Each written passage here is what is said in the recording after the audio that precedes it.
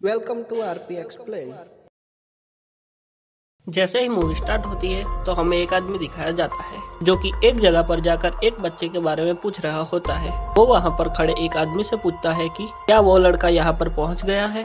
तो वो हाँ कहता है। तो वो आदमी उसे कहता है कि वो बच्चा यहाँ पर सेफ नहीं है क्योंकि वो शैतान भी उसके पीछे लगा हुआ है और सिर्फ एक ऐसी जगह है जहाँ पर शैतान उसे नहीं पकड़ सकता और वो है पुराना किला, और वहाँ पर उसे घोस्ट राइडर के अलावा कोई और सेफली नहीं पहुँचा सकता। लेकिन दूसरा आदमी कहता है कि नहीं, और देखना ऐसा कुछ भी नहीं होगा। अभी वो लोग बात कर ही रहे होते हैं कि वहाँ पर कुछ लोग अटैक कर देते हैं और ये वही लोग थे जो बच्चे को हासिल करना चाहते थे। वो आदमी जो बच्चों को लेने आया था वो काफी घबरा जाता है और वहीं पर जाता है जहाँ पर बच्चा मौजूद था। वो जाकर देखता है तो उस बच्चे की माँ भी वहीं पर मौजूद थी। वो दोनों काफी डरे हुए थे। तो वो माँ उस आदमी के सामने अपनी गन पॉइंट कर देती है। वो उसे कहती है कि तुम चले जाओ यहाँ से और हमें भी जाने दो, और इसी के साथ वो किसी तरह वहां से गाड़ी लेकर भाग जाती है। लेकिन वो आदमी भी उसके पीछे पीछे जाता है। लेकिन इनके पीछे वो लोग भी थे जो इस बच्चे को लेने आए थे।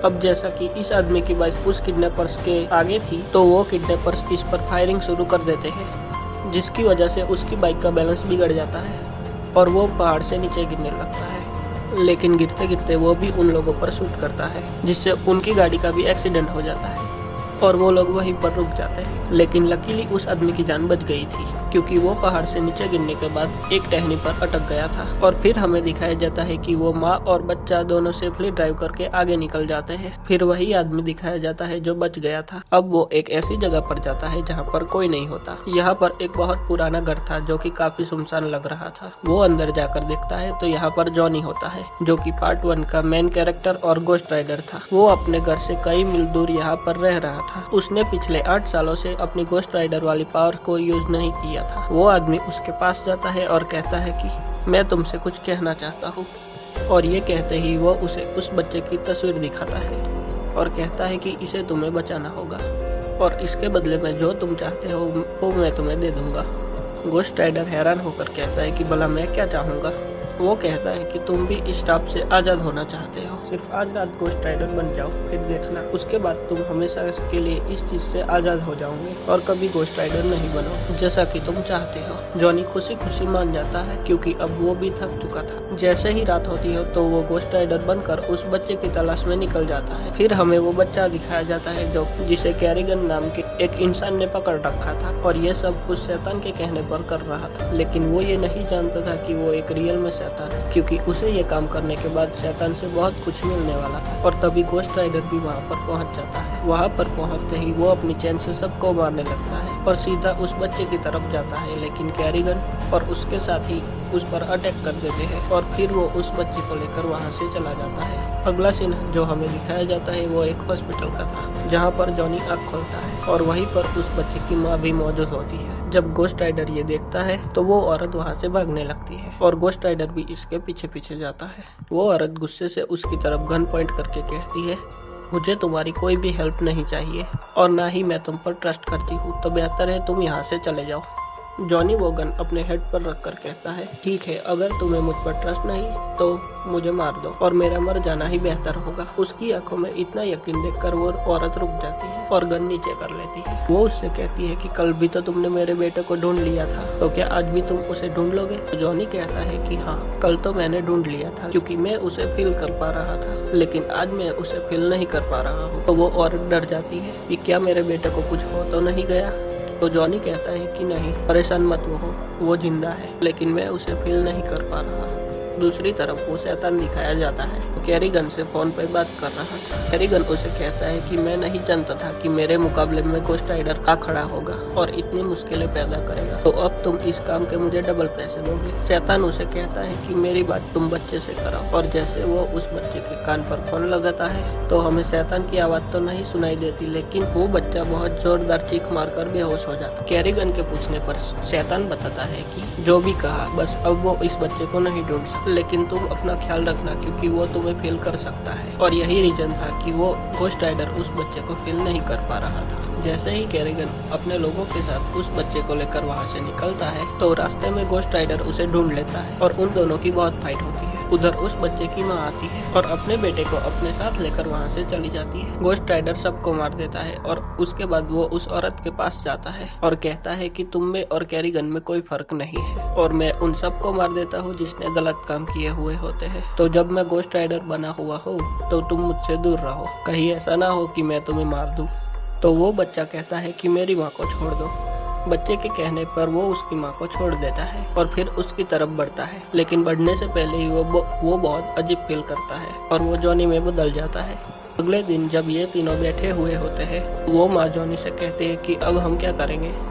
तो जॉनी उससे कहता है कि ऐसी जगह पर जाएंगे जो बिल्कुल प्योर हो, जहाँ पर ये बच्चा बड़े आराम से और सेफली रह सके। वो लोग अब भी हमें पकड़ना चाहते हैं, इसलिए हमें हर एक चीज का ख्याल रखना होगा। और जॉनी बताता है कि वो आदमी जो सबसे पहले बच्चे को बचाने आया था वो भी कल से हमारे साथ होगा। फिर हमें दिखाया जाता है कि वो तीनों वहाँ से निकल जाते हैं और रास्ते में उन्हें वो आदमी भी ज्वाइन कर लेता है। फिर हमें शैतान दिखाया जाता है। वो उस जगह पर आया था जहाँ गोस्ट राइडर ने सब लोगों को मार दिया था। शैतान देखता है कि सब लोग मरे हुए हैं और कैरिगर भी एक पत्थर के नीचे मर रहा है।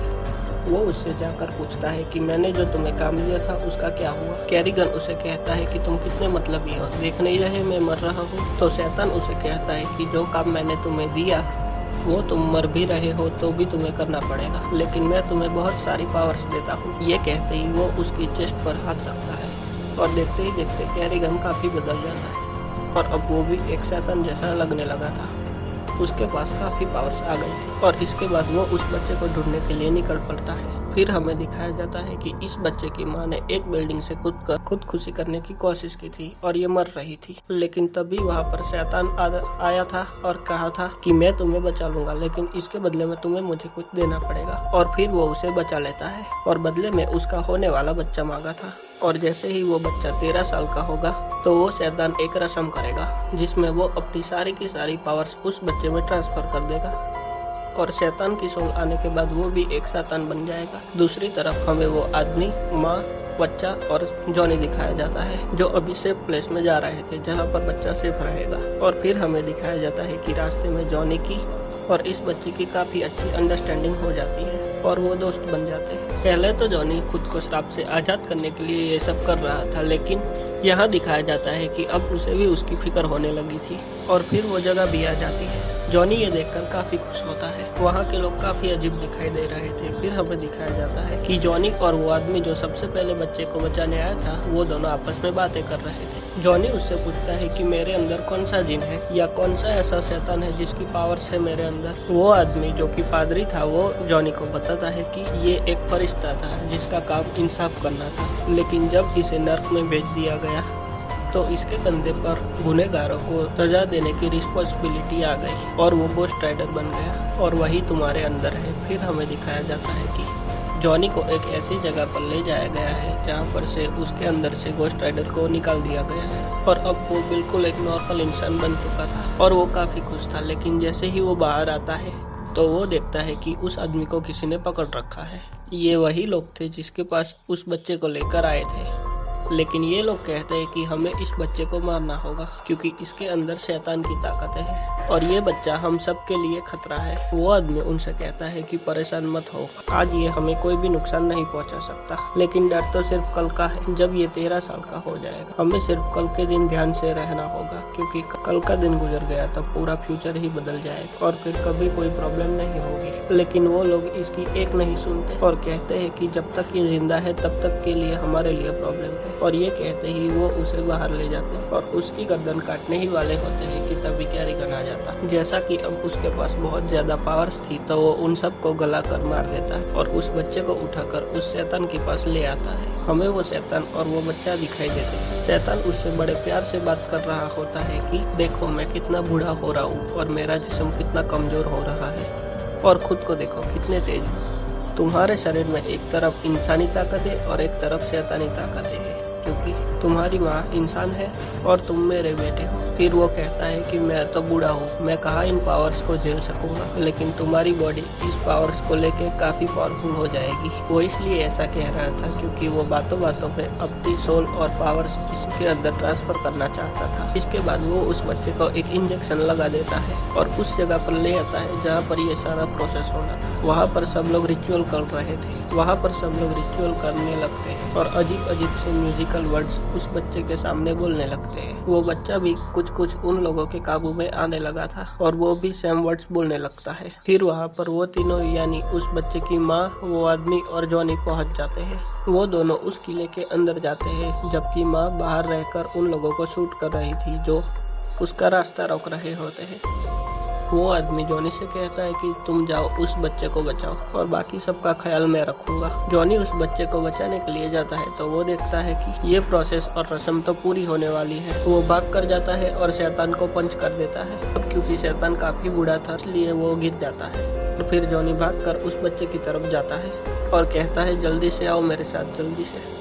लेकिन वो बच्चा भी उन्हीं में मगन था और वो उस पर कोई भी ध्यान नहीं देता। फिर हमें दिखाया जाता है कि जॉनी का हाथ अपने आप ही मुड़ रहा है और इसके साथ ही वो शैतान जॉनी को जोर से धक्का देता है और वो दूर जाकर गिरता है। फिर हमें वो आदमी दिखाया जाता है जो जॉनी के साथ था। वो उन सब से लड़ रहा था, लेकिन तभी कैरिगन भी आ जाता है जो कि अब शैतान था। सैडली वो उस आदमी को मार डालता है।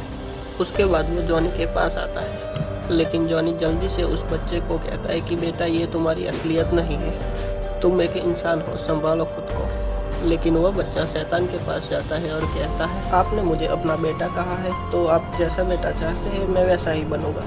फिर वो जॉनी के पास जाता है और उसके मुंह पर अपने मुंह से आग फेंकने लगता है, जिसकी वजह से उसकी गोस्ट राइडर वाली पावर्स वापस आने लगती है। यहाँ पर जॉनी पूरी तरह से गोस्ट राइडर बन चुका था, लेकिन शैतान और कैरिगन उस बच्चे को लेकर वहां से भाग जाते हैं और उनके साथ काफी लोग थे। गोस्ट राइडर उनका पीछा करता है और उन सबको मारने लगता है और फिर वो कैरिगन को भी मार डालता है और शैतान के पीछे जाने लगता है। जिस गाड़ी में शैतान उस बच्चे को लेकर जा रहा था, गोस्ट राइडर अपनी चैन उस गाड़ी में फंसा देता है और जोर से खींचता है, जिसकी वजह से उसकी गाड़ी पलट जाती है। शैतान उस गाड़ी से धीरे धीरे बाहर आ रहा था। गोस्ट राइडर उसके पास आता है और उसे अपनी चैन से बांधकर बहुत ऊपर उछालकर उसे जोर से जमीन पर मारता है, जिसके बाद शैतान जमीन के अंदर जाने लगता है और यहाँ पर शैतान फाइनली मर जाता है और नर्क में चला जाता है।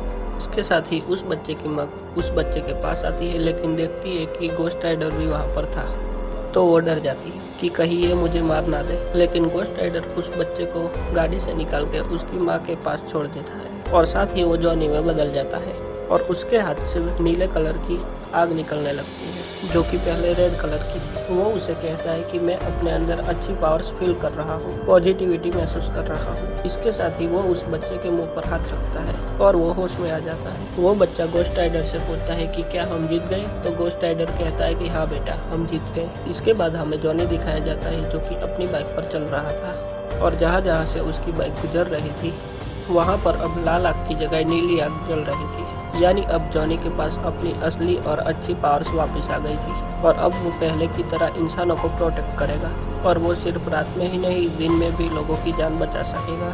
इसी के साथ ये मूवी एंड हो जाती है। Thanks for watching.